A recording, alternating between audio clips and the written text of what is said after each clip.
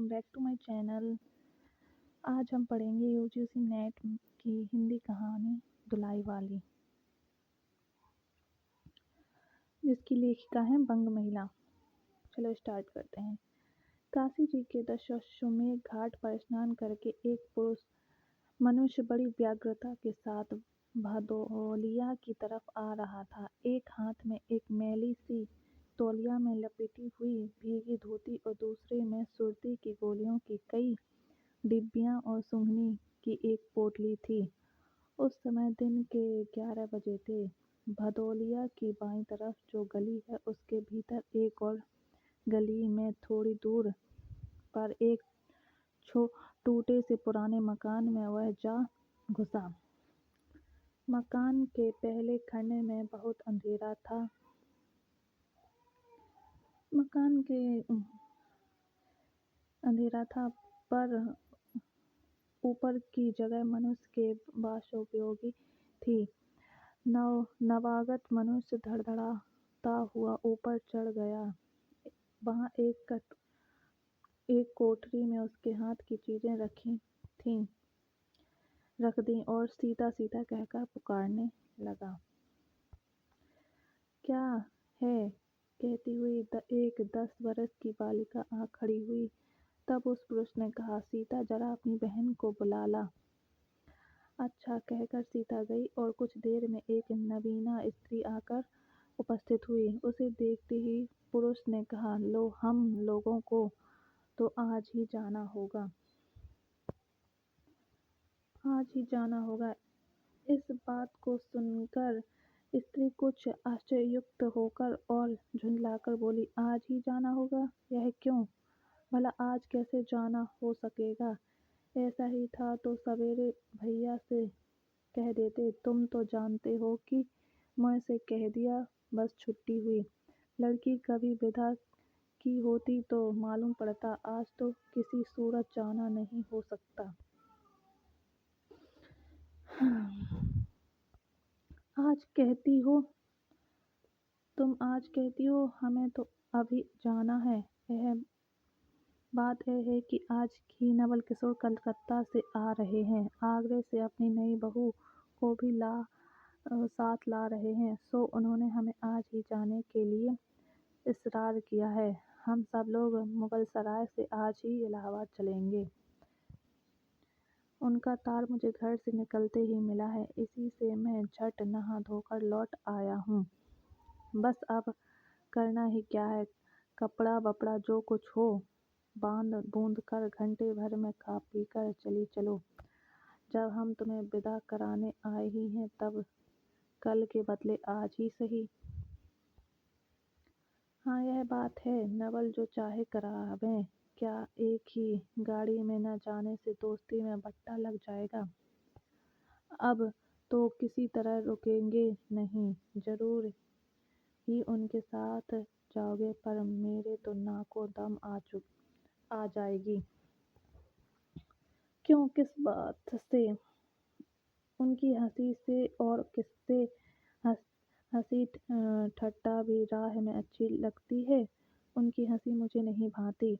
एक रोज मैं चौक में बैठी पूड़ियाँ काढ़ रही थी कि इतने में न जाने कहाँ से आकर नवल चिल्लाने लगे, ए बुआ, देखो तुम्हारी बहू पूड़ियाँ खा रही है।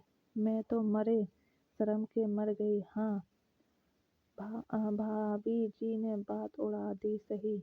बे बोली, खाने पहनने के लिए तो आई ही है, पर मुझे उनकी हंसी बहुत बुरी लगी। बस इसी से तुम उनके साथ नहीं जाना चाहती? अच्छा चलो, मैं नवल से कह दूंगा कि यह बेचारी कभी रोटी तक तो खाती ही नहीं, पूड़ी क्यों खाने लगी। इतना कहकर बंसीधर कोठरी के बाहर चले गए और बोले, मैं तुम्हारे भैया के पास जाता हूँ, तुम रुलाकर तैयार हो जाना। इतना सुनते ही जानकी देवी की आंखें भर गईं और आषाढ़ सावन सी ऐसी झड़ी लग गई। बंसीधर इलाहाबाद के रहने वाले हैं। बनारस में ससुराल है। स्त्री को विदा कराने आए हैं। ससुराल में एक साले साली और सास के सिवा और कोई नहीं है। नवल किशोर इनके दूर के नाते में ममेरे भाई हैं। इन दोनों में मित्रता का ख्याल अधिक है। दोनों में गहरी मित्रता है। दोनों एक एक जान दो काबिल हैं।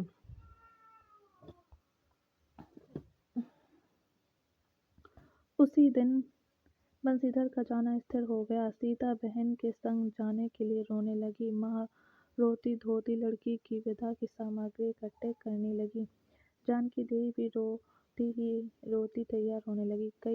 कोई चीज भूलने पर धीमी आवाज से माँ को याद भी दिलाती गई।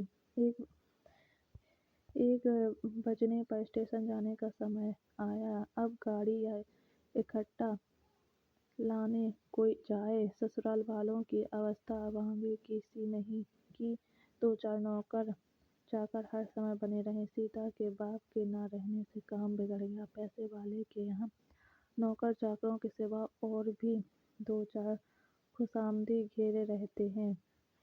छूछे को कौन पूछे। एक कहारिन है सो भी इस समय कहीं गई है। साले राम की तबीयत अच्छी नहीं। वे हर घड़ी बिछोने से बातें करते हैं।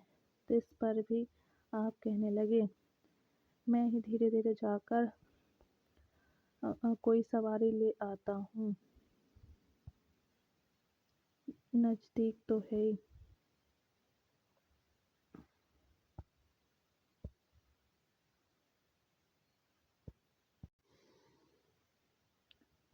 नजदीक तो है। बंसीधर बोले नहीं नहीं तुम क्यों तकलीफ करोगे, मैं ही जाता हूँ।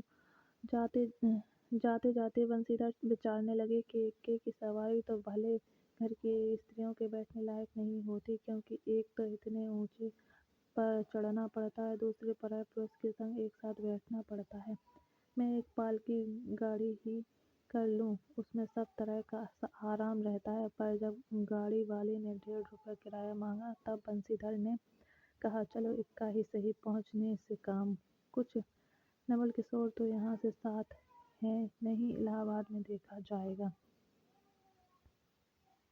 बंसीधर इक्का ले आए और कुछ असबाब था इक्के पर रखकर आप भी बैठ गए। जानकी देवी बड़ी विकलता से रोती हुई इक्के पर जा बैठी। पर इस अस्थिर संसार में स्थिरता कहाँ। यहाँ कुछ भी स्थिर नहीं। इक्का जैसे जैसे आगे बढ़ता गया वैसे वैसे जानकी की रुलाई भी कम होती गई। सिकरौल के स्टेशन के पास पहुँचते पहुँचते जानकी अपनी आंखें अच्छी तरह पहुँच चुकी थी। दोनों चुपचाप चले जा रहे थे कि अचानक बंसीधर की नज़र उनकी धोती पर पड़ी। अरे एक बात तो हम भूल ही गए, कहकर पूछता से उठे। इक्के वाले के कान बचाकर जानकी से पूछा क्या हुआ, क्या कोई जरूरी चीज भूल आए। नहीं, एक देसी धोती पहनकर आना था सो भूलकर बिलायती ही पहन आए। नवल कट्टर स्वदेशी हुए हैं ना, वे बंगालियों से भी बढ़ गए हैं। देखोगे तो 2-4 सुनाए बिना ना रहेंगे। और बात भी ठीक है, नालक विलायती चीजें मोल लेकर क्यों रुपए की बर्बादी की जाए। देसी लेने से भी दाम लगेगा सही, पर रहेगा तो देश में ही। जानकी जरा भौहें टेढ़ी करके बोली, ओए धोती तो धोती, पहनने से काम क्या यह बुरी है। इतने में स्टेशन के कुलियों ने आ घेरा। बंसीधर एक कुली करके चले। इतने में इक्के वाले ने कहा इधर से टिकट लेते जाइए, पुल के उस पार तो डेढ़े दरवाजे का टिकट मिलेगा। बंसीधर फिरकर बोले अगर मैं डेढ़े दर्जे का ही टिकट लूँ तो।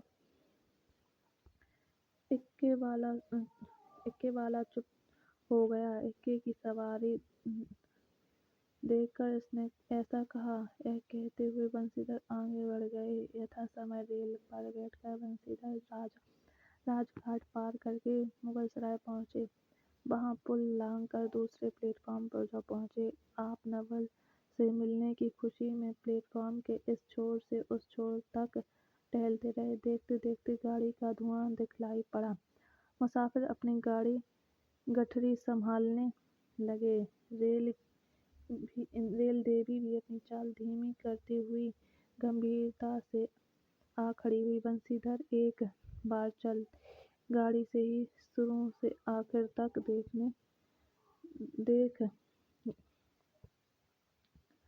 गए पर नवल का कहीं पता नहीं। बंसीधर फिर उस सब गाड़ियों को दोहरा गए। भीतर घुस कर एक एक डिब्बे को देखा, किंतु नवल ना मिले।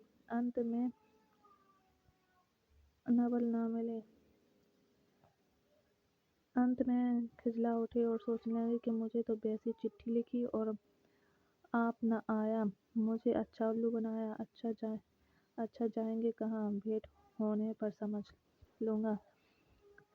सबसे अधिक सोच तो इस बात का थी कि जानकी सुनेगी तो ताने पर ताना मारेगी, पर अब सोचने का समय नहीं। रेल की बात गहरी ठहरी। बंसीधर झट गए और जानकी को लाकर जनानी गाड़ी में बिठाया। वह पूछने लगी, नवल की बहू कहाँ है? वह नहीं आए, कोई अटकाव हो गया?